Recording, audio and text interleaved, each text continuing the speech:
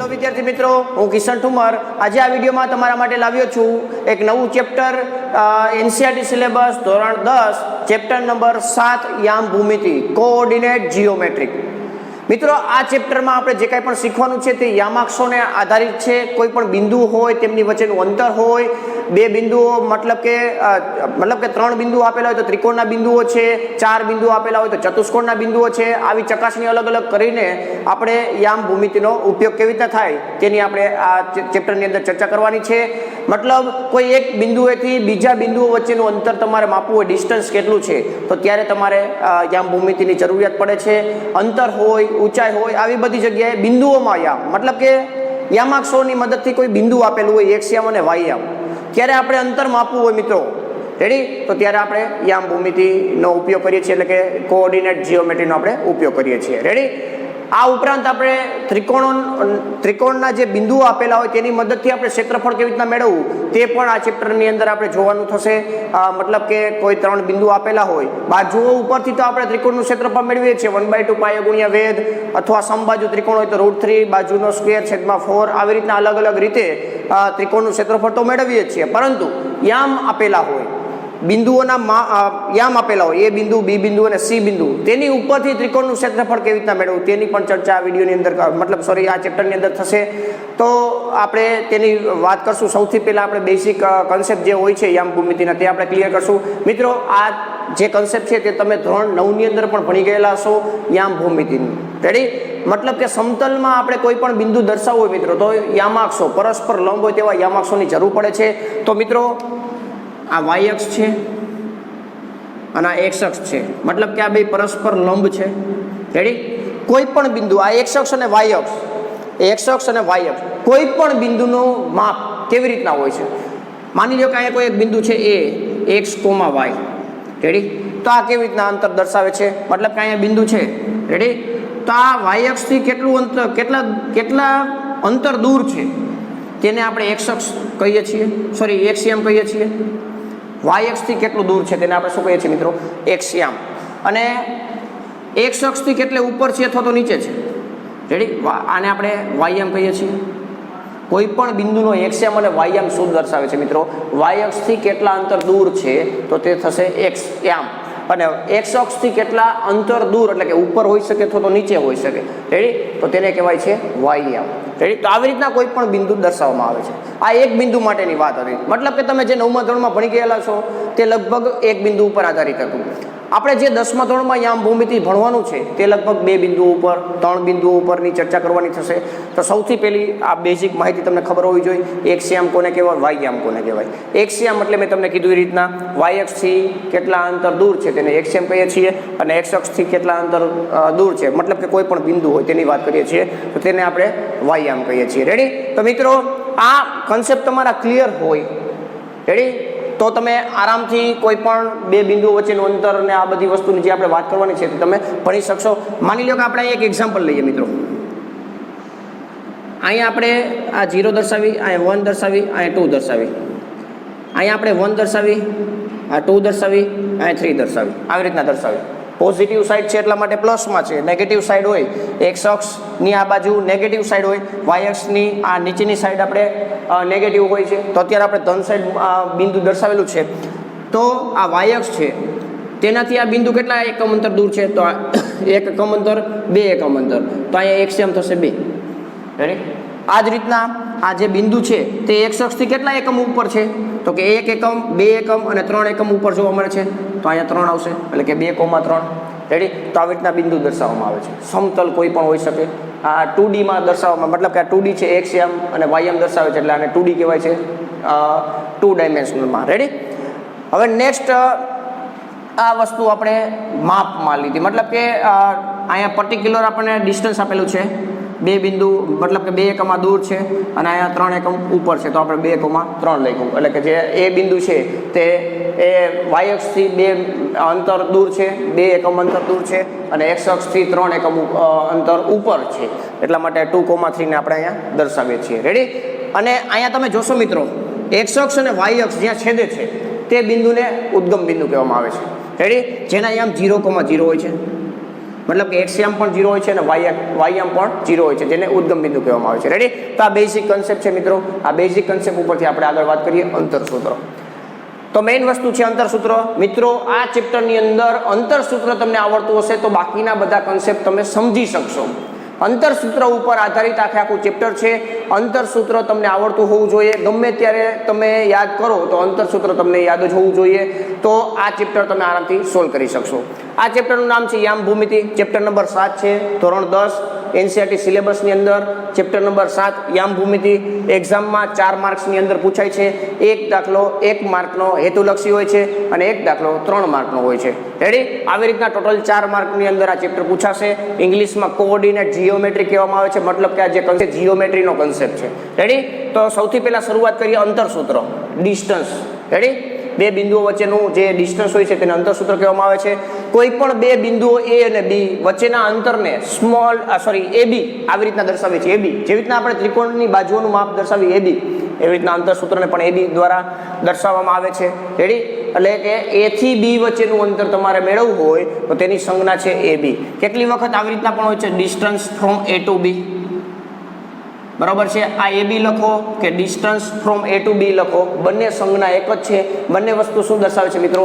A થી B નું અંતર અથવા B થી A નું અંતર. રેડી?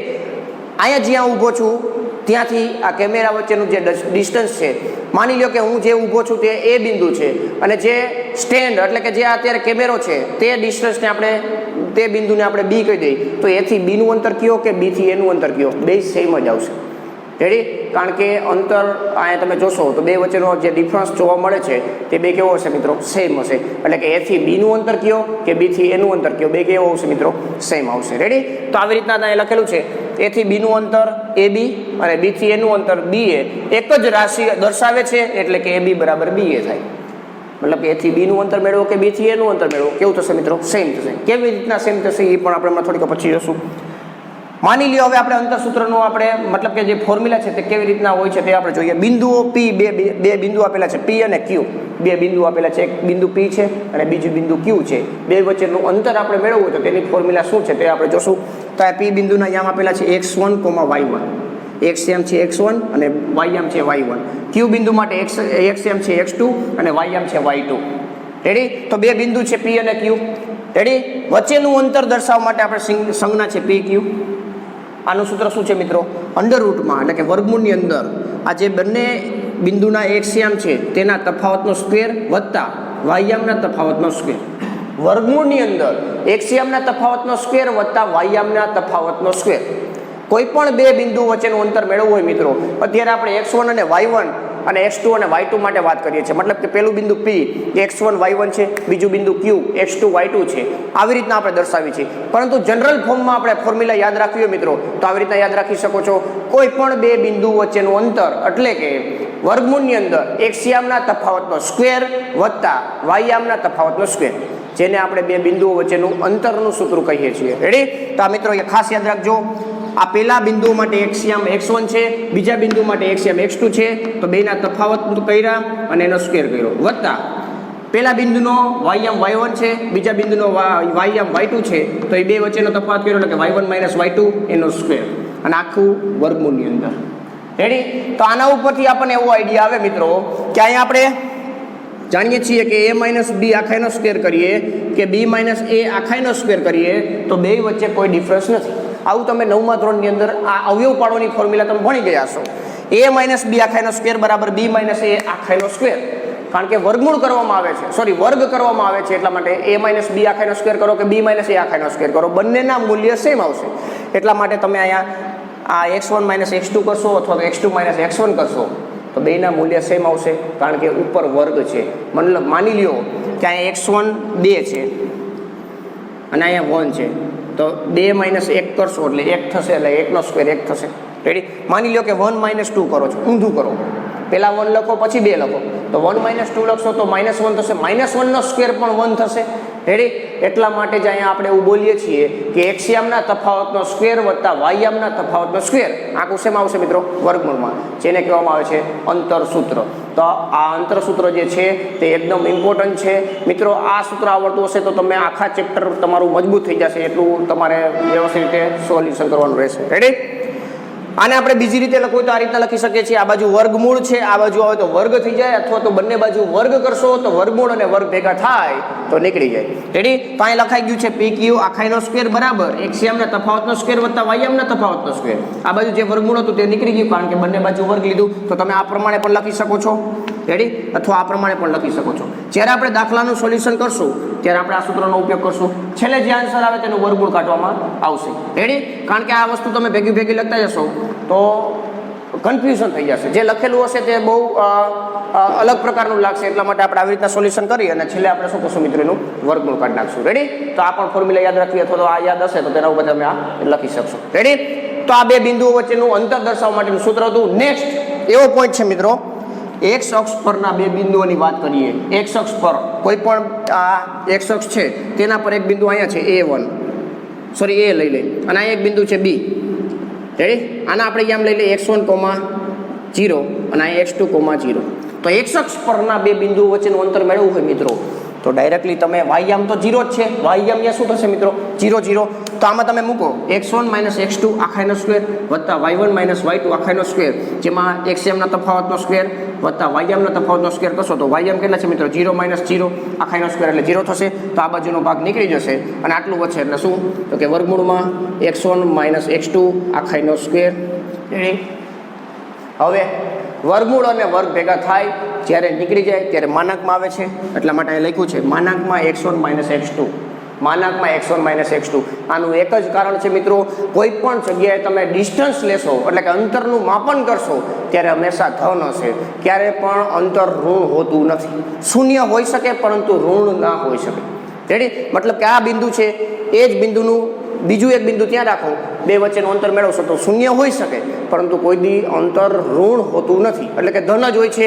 એટલા માટે જ્યારે કોઈ પણ બે બિંદુઓ એક અક્ષ પર હોય ત્યારે તમે તેનું ડિસ્ટન્સ માપતા હોય ત્યારે તમારે માનાંકમાં લખવાનું છે અને ડાયરેક્ટલી એક્સિયમના તફાવતનો મેળવી લેવાનો છે. એટલે કે x1 - x2 શેમાં, તો કે માનાંકમાં એક અક્ષ પરના બે બિંદુઓ વચ્ચેનું અંતર મેળવવા માટેનું આ સૂત્ર થઈ ગયું. રેડી? એ બિંદુ પણ x અક્ષ ઉપર છે, B બિંદુ પણ x અક્ષ ઉપર છે. આના યામ છે x1, 0, આના યામ છે x2, 0. તો x1 - x2 માનાંકમાં. રેડી? નેક્સ્ટ એ જ રીતના y અક્ષ પરના બે બિંદુ હોય 0, y1, 0, y2. તો એ જ રીતના આપણે મેળવવાનું રહેશે. વાયયામનો તફાવત કરી નાખો અને માનાંકમાં લખો, કારણ કે મૂલ્ય જ્યારે મેળવે, અંતર જ્યારે મળે ત્યારે ધન હોય છે, એટલા માટે આપણે માનાંકમાં લખીએ છીએ. રેડી? તો આ બે સૂત્ર પણ તમારે ખાસ યાદ રાખવું જોઈએ, હેતુલક્ષીમાં કામ આવી શકશે. રેડી? ત્યારે તમને પ્રશ્ન પૂછેલો હોય કે કોઈ એક A બિંદુ છે ને B બિંદુ છે, બંને બિંદુ એક અક્ષ પર છે તો તેનું અંતર મેળવવા માટેનું સૂત્ર શું થાય, તો કે માનાંકમાં x1 - x2 એટલે કે એક્સિયમનો તફાવત શેમાં, તો કે માનાંકમાં. રેડી? તો આ રીતના તમારે યાદ રાખવાનું રહેશે. આ ઉપરાંત આપણે એક સૂત્ર એ પણ જોઈએ જે એક્ઝામમાં પૂછાઈ શકે છે, લાસ્ટ ટાઈમ બોર્ડમાં પણ પૂછાણું હતું. માની લ્યો કે આ એક બિંદુ છે x, y. એ બિંદુ x, y છે, જેનું ઉદ્ગમ બિંદુથી અંતર મેળવવા માટેનું સૂત્ર ખાસ યાદ રાખજો મિત્રો. ઉદ્ગમ બિંદુથી કોઈ પણ બિંદુનું અંતર તમારે મેળવવું હોય, અત્યારે એ બિંદુ x, y અહીંયા છે અથવા તો કોઈ પણ જગ્યાએ છે, પણ ઉદ્ગમ બિંદુથી અંતર મેળવવું હોય તો તેને આપણે આવી રીતના દર્શાવી OA². આ O એટલે આ બે વચ્ચેનું તમારે અંતર મેળવવું હોય મિત્રો. રેડી? તો તમારે શું કરવાનું રહેશે, x² વત્તા y² વર્ગમૂળની અંદર, વર્ગમૂળમાં x² વત્તા y². આમાં તમે જોશો તો એક્સિયમ છે x અને વાયયામ છે 0. આ x વાયયામ સોરી પહેલા બિંદુ માટે એક્સિયમ x છે, બીજા બિંદુ માટે એક્સિયમ 0 છે, એટલે x - 0 એટલે x થાય અને એનો સ્ક્વેર એટલે કે x² વત્તા પહેલા બિંદુનો એક્સિયમ છે સોરી વાયયામ છે y એટલે અહીં લખી y, બીજા બિંદુનો વાયયામ છે 0 એટલે અહીં 0 લખી તો y - 0 એટલે કે y થાય અને y નો સ્ક્વેર એટલે કે y². રેડી? તો કોઈ પણ બિંદુનું ઉદ્ગમ બિંદુથી અંતર મેળવો મિત્રો તો અહીંયા આપણે સ્ક્વેર નથી લખવાનો, ત્યારે OA બરાબર વર્ગમૂળમાં x² + y². OA બરાબર √x² + y². અને બીજી રીતે લખવું હોય તો આ રીતના લખી શકો OA² બરાબર x² + y². રેડી? એ જ રીતના તમારે સોલ્યુશન કરવાનું રહેશે. મતલબ કોઈ પણ બિંદુના યામ જે આપેલા હોય તેનો એક્સએમનો સ્ક્વેર વત્તા વાયએમનો સ્ક્વેર કરી નાખો અને એનું વર્ગમૂળ કાઢી નાખશો એટલે ઉદ્ગમ બિંદુથી આપણને શું મળી જશે મિત્રો, અંતર મળી જશે. રેડી? તો આ મિત્રો અંતર સૂત્રને જે કાંઈ પણ ફોર્મ્યુલા હતી તેની આપણે વાત કરી. હવે આપણે નેક્સ્ટ જે જોવા જઈ રહ્યા છીએ તે આપણે અંતર સૂત્રના અલગ અલગ પ્રકારના ગુણધર્મો છે તે પણ તમારે જોવા પડશે. મતલબ કે ક્યારેક ક્યારેક કેવા પ્રકારના ધ્યાન રાખવું પડે તેને આપણે ગુણધર્મો વડે દર્શાવશું, તો તેની આપણે ચર્ચા કરીએ. મિત્રો હવે આપણે જોઈએ અંતરના કેટલાક ગુણધર્મો. ગુણધર્મ માટે આપણે 3 બિંદુઓ લીધેલા છે, 3 બિંદુઓ A, B અને C. કોઈ પણ 3 બિંદુઓ છે A, B અને C. પહેલો ગુણધર્મ છે A અને B વચ્ચેનું અંતર હંમેશા 0 અથવા 0 કરતાં મોટું હોય છે, એટલે કે અણઋણ હોય છે. અણઋણ એટલે કે ઋણ ના હોય. રેડી? જે આપણે હમણાં ઓલરેડી વાત થઈ ગઈ. કોઈ પણ બે બિંદુઓ વચ્ચેનું અંતર હંમેશા 0 અથવા 0 કરતાં મોટું હોય છે, એટલે અહીં લખેલું છે AB > 0, એટલે કે ઋણ નથી હોતું, એટલે કે અણઋણ હોય છે. રેડી? સેકન્ડ પોઈન્ટ, A બરાબર B તો અને તો જ AB બરાબર 0 હોય છે. મતલબ કોઈ પણ બે બિંદુઓ વચ્ચેનું અંતર હંમેશા 0 ત્યારે જ હોય કે બે બિંદુઓ સેમ હોય, એટલે કે A બરાબર B હોય ત્યારે. રેડી? તો આ પોઈન્ટ પણ ધ્યાન રાખવાનો છે. એકને એક જગ્યાએ બે બિંદુ આપેલા હોય, બે બિંદુઓ વચ્ચેનું તમે અંતર મેળવશો મિત્રો, તો બંને બિંદુઓ વચ્ચેનું અંતર કેટલું થશે? 0, એટલે કે 0. રેડી? ત્રીજો અને ચોથો પોઈન્ટ ખાસ ઇમ્પોર્ટન્ટ છે, કેટલી વાર પૂછાય છે હેતુલક્ષી પ્રશ્નમાં, તો તે પણ ધ્યાનમાં રાખવાનું છે. સૌથી પહેલા આપણે અસમરેખ અને સમરેખ બિંદુઓ કોને કહેવાય તેની પહેલા ચર્ચા કરી અને પછી પોઈન્ટ તરફ જઈએ. રેડી? તો મિત્રો કોઈ પણ 3 બિંદુ હોય, એક જ લાઈનમાં હોય, તો તેને સમરેખ બિંદુઓ કહેવાય છે. અને એક જ લાઈનમાં ના હોય, થોડુંક પણ આડાવરું હોય, તો તેને તમે અસમરેખ બિંદુઓ કહી શકો છો. રેડી? તો જ્યારે પણ અસમરેખ બિંદુ હોય ત્યારે હંમેશા ત્રિકોણ રચાય છે. આ ખાસ યાદ રાખજો મિત્રો. કોઈ પણ જગ્યાએ માની લો કે આ એક લાઈન છે, એક બિંદુ અહીંયા છે, બીજું બિંદુ અહીંયા છે અને ત્રીજું બિંદુ થોડુંક ઉપર છે, તો આ તમે જોડી દેશો એટલે એક ત્રિકોણ રચાશે. અને આમ જોડો અને આને આમ જોડો એટલે આ શું થઈ જાય મિત્રો? ત્રિકોણ રચાશે. રેડી? આ સમરેખ બિંદુઓ માટેની વાત થઈ. શું? તો કે એક જ લાઈનમાં 3 બિંદુ હોય તો તેને સમરેખ બિંદુઓ કહેવાય છે. અને 3 બિંદુઓ વેર વિખેરાયેલા હોય એટલે એક લાઈનમાં હોતા નથી, ત્યારે તમે તેને અસમરેખ બિંદુઓ કહો છો.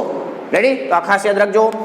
અસમરેખ બિંદુઓ ગમે ત્યાં હોઈ શકે છે. અહીંયા હોય, એક અહીંયા હોય, તો આ ત્રણેયને તમે જોડી દો તો હંમેશા ત્રિકોણ જ બનશે. કેવો ત્રિકોણ બને એ પછીની વાત છે, પણ ત્રિકોણ બનશે એ ફાઇનલ છે. રેડી? તો આ પોઈન્ટ હવે જોઈએ. ત્રીજો પોઈન્ટ, જો AB + BC એ AC કરતાં મોટું હોય, મતલબ આ એક ત્રિકોણ લઈ લે, આ A, B અને C. રેડી? આ AB નું માપ છે, આ BC નું માપ છે. આ બેનો તમે સરવાળો કરો, જે AC કરતાં મોટું હોય, તો તમે શું કહી શકો મિત્રો? AB અને C અસમરેખ બિંદુ. આ ત્રિકોણ હોય તો આવું થવાનું છે. કોઈ પણ બે બાજુનું માપ ત્રીજી બાજુના માપ કરતાં મોટું હોય જ. રેડી? કોઈ પણ બે બાજુના માપનો સરવાળો ત્રીજી બાજુના માપ કરતાં મોટો થવાનો છે. કોઈ પણ બે બાજુના માપનો સરવાળો ત્રીજી બાજુના માપ કરતાં મોટો થવાનો છે. જો એને એવું થાય તો તેને અસમરેખ બિંદુઓ કહે છે. રેડી? તો આ A, B અને C કેવા છે મિત્રો? અસમરેખ બિંદુ છે. એટલે AB + BC > AC, અથવા આના સિવાય કોઈ પણ હોઈ શકે. BC + AC = AB થાય, સોરી બરાબર નહીં પણ > AB થાય. આવું મતલબ કોઈ પણ બાજુઓ માટે પોસિબલ થઈ શકે છે. અત્યારે એક શરત બતાવેલી છે AB + BC > AC. તો આપણે એવું કહી શકીએ A, B અને C અસમરેખ બિંદુઓ છે. રેડી? તો આ સમરેખ બિંદુઓ માટેની શરત છે.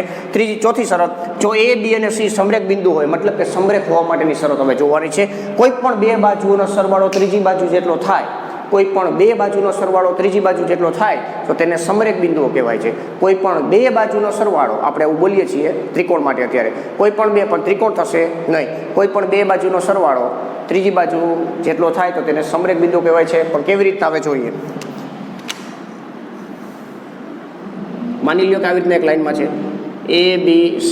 રેડી? તો A થી B નું અંતર, B થી C નું અંતર, આ બેનું તમે પ્લસ કરશો એટલે કેટલું થશે? તો કે AC જેટલું. રેડી? આ બે સરખા થશે. આ બેને સરવાળામાં મૂકો છો કેને? તો કે AB + BC બરાબર શું થાય? તો કે AC. રેડી? આ A થી B નું અંતર, B થી C નું અંતર, અમદાવાદથી બોમ્બેનું અંતર, બોમ્બેથી ચેન્નાઈનું અંતર, આ બેનો સરવાળો કરશો તો અમદાવાદથી ચેન્નાઈનું અંતર મળશે. તો આને કહેવાય સમરેખ બિંદુ. એક જ લાઈનમાં આવેલા છે એટલા માટે તેને સમરેખ બિંદુઓ કહેવાય છે. રેડી? અંતર માટે આવું ના થઈ શકે. મતલબ કે હું જે એક્ઝામ્પલ આપ્યું અમદાવાદ, બોમ્બે, ચેન્નાઈ, એ પોસિબલ નથી, પરંતુ અત્યારે આ એક લાઈનમાં હું તમને સમજાવું છું, એ થઈ શકશે. રેડી? A થી B નું અંતર + B થી C નું અંતર, બેનું અંતર જે સરવાળો કર્યો તે AC જેટલો થાય. તો A, B અને C સમરેખ બિંદુઓ છે, જેમાં B જે છે તે A અને C ની વચ્ચે છે. રેડી? આમાં તમને કેવી રીતના ખબર પડે? તો કે આ જે સરવાળો કરીએ છીએ AB + BC બરાબર શું થાય છે? AC.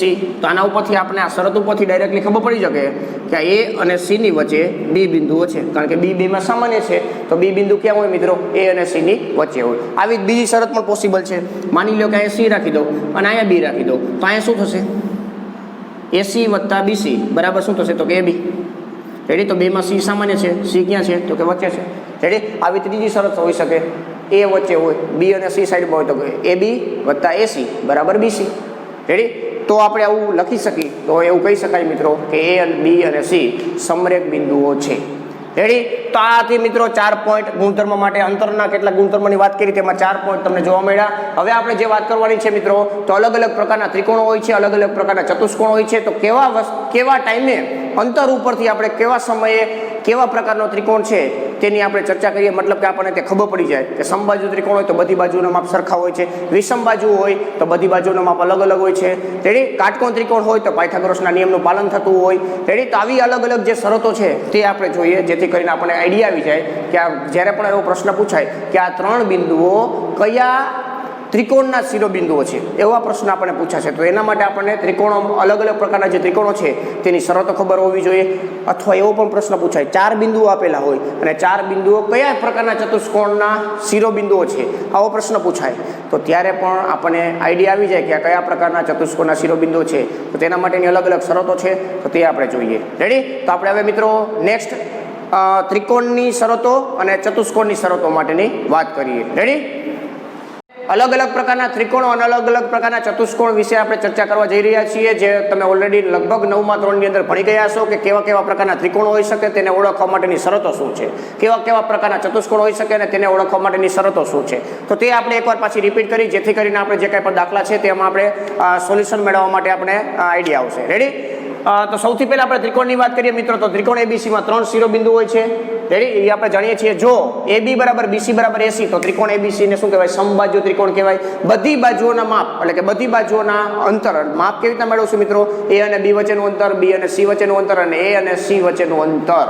આવી રીતના તમારે અંતર મેળવવાનું રહેશે, જેમાં ત્રણેય માપ તમને સરખા જોવા મળે તો તમે કહી શકો કે ત્રિકોણ ABC શું છે મિત્રો? સમબાજુ ત્રિકોણના શિરોબિંદુઓ છે. રેડી? એવું કહી શકશો. નેક્સ્ટ બીજી શરત શું છે મિત્રો? કોઈ પણ બે બાજુનું માપ સરખા હોય અને ત્રીજી બાજુનું માપ સરખું નથી. રેડી? મતલબ આવી રીતના ત્રિકોણ છે ABC, આ બે માપ સરખા છે, પરંતુ આ BC જે છે ત્યાં AB અથવા તો AC જેટલું નથી. રેડી? તો બે માપ સરખા થયા, માપ કેવી રીતના મેળવશું? તો કે A થી B નું અંતર, A થી C નું અંતર અને B થી C નું અંતર, અથવા તો C થી B કે એ બધું એક જ થશે. તો આવી રીતના માપ મેળવવાના રહેશે, બાજુના બિંદુઓના અહીંયા માપેલા હશે. રેડી? તો આવી તમને જ્યારે શરત જોવા મળે એટલે કે AB બરાબર BC હોય પરંતુ AC જેટલું માપ નથી, તો બે બાજુ સરખી થાય, ત્રીજી બાજુ સરખી નથી, તો આવી સમયે આપણે તેને શું કહીએ છીએ? સમદ્વિભુજ અથવા તો સમદ્વિ બાજુ ત્રિકોણના શિરોબિંદુઓ છે. રેડી? આ A, B અને C જે છે તે સમદ્વિ બાજુ અથવા તો સમદ્વિભુજ ત્રિકોણના શિરોબિંદુઓ છે. ત્રીજી શરત છે AB not equal to BC not equal to AC. ત્રણેય બાજુઓના માપ અલગ હોય ત્યારે તમે એવું કહી શકો કે ત્રિકોણ ABC ના જે શિરોબિંદુઓ છે તે વિષમ બાજુ ત્રિકોણના શિરોબિંદુઓ છે. ત્રણેય બાજુઓના માપ કેવા હોવા જોઈએ મિત્રો? અલગ હોવા જોઈએ. રેડી? તો તેના માટેની આ શરત હતી, ત્રણેય બાજુના માપ અલગ હોવા જોઈએ. તો આ ત્રણ વસ્તુ તમને સહેલાઈથી યાદ રહી જાય, કારણ કે બહુ ઈઝી છે. ત્રણેય બાજુ સરખી તો સમબાજુ, બે બાજુ સરખી એક બાજુ અલગ છે. સમદ્વિ, સમનો મતલબ સરખું, દ્વિ એટલે બે, સમદ્વિ એટલે બે બાજુઓ સરખી હોય ત્યારે. વિષમ એટલે બધું અલગ અલગ. રેડી? AB, BC અને AC ત્રણેય માપ અલગ હશે તો તેને કહેવાય વિષમ બાજુ ત્રિકોણના શિરોબિંદુ. આ 3 શરત પૂરી થઈ. હવે કાટકોણ ત્રિકોણ માટેની શરત છે. કાટકોણ ત્રિકોણ માટે તમે ઓલરેડી પાયથાગોરસનો નિયમ ભણી ગયા છો. કર્ણનો સ્ક્વેર બરાબર પેલી બાજુનો સ્ક્વેર વત્તા બીજી બાજુનો સ્ક્વેર.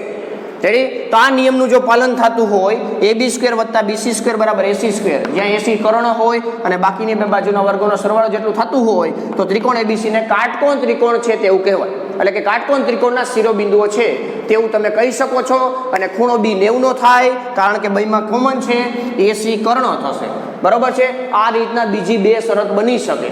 અહીંયા ખૂણો B 90 છે, ખૂણો C પણ 90 હોઈ શકે, ખૂણો A પણ 90 હોઈ શકે. રેડી? આપણે એ જોવાનું છે કે 90 ખૂણો બને છે, પાયથાગોરસના નિયમનું પાલન થાય છે, એટલા માટે આપણે એવું કહી શકીએ કે ત્રિકોણ ABC ના જે શિરોબિંદુઓ છે તે કાટકોણ ત્રિકોણના શિરોબિંદુઓ છે. રેડી? મિત્રો આ જ રીતના કર્ણ સિવાયની જે બે બાજુ છે તે બે બાજુ સરખી હોય અને પાયથાગોરસના નિયમનું પાલન થતું હોય તો આપણે એવું કહી શકીએ કે ત્રિકોણ ABC એ સમદ્વિભુજ કાટકોણ ત્રિકોણના શિરોબિંદુઓ છે. સમદ્વિભુજ કાટકોણ ત્રિકોણના કોઈ પણ બે બાજુ સરખી, એટલે કે કર્ણો સિવાયની જે બાજુ સરખી હોય તે જ સરખી થઈ શકે.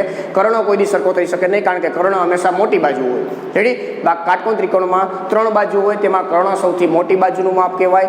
બાકીની બે બાજુ છે તે કર્ણ કરતાં નાની હોય, એટલે બાકીની બે બાજુ છે તે સરખી હોય હોય અને પાયથાગોરસના નિયમનું પાલન થતું હોય તો ત્રિકોણ એબીસીમાં એ બી અને સી એ સમદ્વિભુજ કાટકોણ ત્રિકોણના શિરોબિંદુ છે તેવું કહેવાય. તો આ હતી મિત્રો ત્રિકોણો માટેની શરત.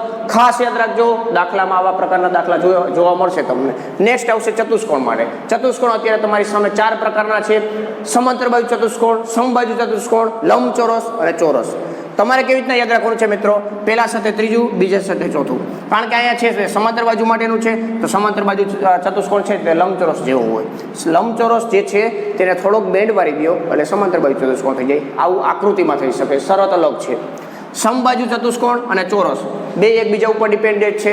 ચોરસમાં બધી બાજુ સરખી હોય, થોડોક બેન્ડ કરી દેશો એટલે જે તમને શેપ જોવા મળશે તે સમબાજુ ચતુષ્કોણનો શેપ જોવા મળશે. પરંતુ શરત શું છે તે જોઈએ. રેડી? તો પહેલું અને ત્રીજુંને કમ્પેર સાથે રાખવી અને બીજુંની ચોથાની કમ્પેરિઝન સાથે કરવી. અહીંયા તમે જોશો મિત્રો, એસીનું મધ્યબિંદુ અને બીડીનું મધ્યબિંદુ, મતલબ ચતુષ્કોણ આ કોઈ પણ એબીસીડી છે ચતુષ્કોણ આવી રીતના. રેડી? તો તેમાં કર્ણો એસી થાય અને બીડી પણ કર્ણો થાય. તો અહીંયા તમે જોશો તો એસીનું મધ્યબિંદુ અને બીડીનું મધ્યબિંદુ, મતલબ વિકર્ણોનું મધ્યબિંદુ સમાન હોય. આ પહેલી શરત. સમાંતર બાજુ ચતુષ્કોણ માટેની આ પહેલી શરત છે. કાં તો મધ્યબિંદુ વિકર્ણોનું જે મધ્યબિંદુ છે તે સમાન હોવું જોઈએ, અથવા એ બી બરાબર સીડી, સામસામેની બાજુ સરખી, એ બી બરાબર સીડી અને બીસી બરાબર એડી, એ બી બરાબર સીડી, બીસી બરાબર એડી, સામસામેની બાજુ સરખી હોય તો તમે એવું કહી શકો કે આ સમાંતર બાજુ ચતુષ્કોણના શિરોબિંદુઓ છે. બે શરત છે આના માટેની: કાં તો વિકર્ણનું મધ્યબિંદુ સરખું હોવું જોઈએ, કાં સામસામેની બાજુઓ સરખી હોવી જોઈએ સમાંતર બાજુ ચતુષ્કોણ માટે. નેક્સ્ટ બીજું છે સમબાજુ ચતુષ્કોણ. બધી બાજુઓ કેવી જોઈએ મિત્રો? સરખી. બીજું કોઈ પણ પ્રકારનું તમારે જોવાનું નથી. બધી બાજુઓ સરખી હોય તો તેવા પ્રકારના ચતુષ્કોણને સમબાજુ ચતુષ્કોણના કહેવાય છે અને જે શિરોબિંદુઓ છે તે સમબાજુ ચતુષ્કોણના શિરોબિંદુઓ છે. નેક્સ્ટ ત્રીજો પોઈન્ટ, સામસામેની બાજુ સરખી છે, વિકર્ણોનું માપ પણ સમાન છે. વિકર્ણોનું માપ, અહીંયા વિકર્ણના મધ્યબિંદુ સમાન હતા, અહીંયા શું છે? વિકર્ણોનું માપ સમાન છે. સામસામેની બાજુ તો સરખી હોવાની જ છે, સમાંતર બાજુ ચતુષ્કોણ હોય કે લંબચોરસ હોય. રેડી? પરંતુ અહીંયા સામસામેની બાજુ તો સમાન છે, ઉપરાંત વિકર્ણોના માપ પણ સમાન છે, તો તેને કહેવાય લંબચોરસ. લંબચોરસ ચતુષ્કોણ એક છે તે લંબચોરસના શિરોબિંદુઓ છે તેમ કહેવાય. એબીસીડી જે છે તે લંબચોરસના શિરોબિંદુઓ છે તેમ કહી શકાય. નેક્સ્ટ ચોથો પોઈન્ટ, ચારે બાજુઓ સરખી, વિકર્ણોના માપ સરખા, તો તેને કહેવાય ચોરસ. એટલે કે ચોરસના શિરોબિંદુઓ છે. ચતુષ્કોણ એબીસીડી એ ચોરસના શિરોબિંદુઓ છે તેવું કહેવાય. સમબાજુ ચતુષ્કોણમાં શું હતું? ખાલી બાજુઓ સમાન હતી. આ બાજુઓના માપ તો સમાન છે, સાથે સાથે વિકર્ણોના માપ પણ સમાન છે. રેડી? તો આ રીતના તમારે બધા ચતુષ્કોણ જે છે તેની શરતો યાદ રાખવાની રહેશે. કારણ કે જે હવે આપણે એક્સરસાઇઝ સ્ટાર્ટ કરવા જવાનું છે તેમાં તમારે આ બધા કન્સેપ્ટની જરૂર પડવાની છે. ખાસ વસ્તુ છે અંતરસૂત્ર. બધી જગ્યાએ તમારે અંતરસૂત્રનો ઉપયોગ થશે. એબી મેળવવું હોય તો અંતરસૂત્ર, બીસી મેળવવું હોય તો અંતરસૂત્ર, અહીંયા એબીસી મેળવવું હોય તો અંતરસૂત્ર, કોઈ પણ જગ્યાએ કોઈ પણ શરતનું પાલન કરાવવું હોય તો અંતરસૂત્રનો જરૂર પડશે. અંતરસૂત્ર તમને યાદ હોવું જોઈએ. એક્સયામના તફાવતનો સ્ક્વેર વત્તા વાયયામના તફાવતનો સ્ક્વેર એને શેમાં મૂકી દો? વર્ગમૂળમાં. તો આ થઈ ગયું અંતરસૂત્ર. રેડી? તો મિત્રો અહીંયા આપણે આ વિડીયો પૂર્ણ કરીએ છીએ. યામ ભૂમિતિના જે કાંઈ પણ બેઝિક કન્સેપ્ટ હતા 10મા ધોરણને રિલેટેડ ત્યાં કમ્પ્લીટ થાય છે. નેક્સ્ટ વિડીયોમાં આપણે 7.1 એક્સરસાઇઝ જે છે તેની શરૂઆત કરવાના છીએ. તો મિત્રો તમને આ વિડીયો પસંદ આવ્યો હશે તો વિડીયોને લાઈક કરી દો, તમારા ફ્રેન્ડ્સને શેર કરી દો અને ચેનલ પર પહેલી વાર આવતા હોય તો ચેનલને સબસ્ક્રાઇબ કરી દો. Thank you. જય હિન્દ.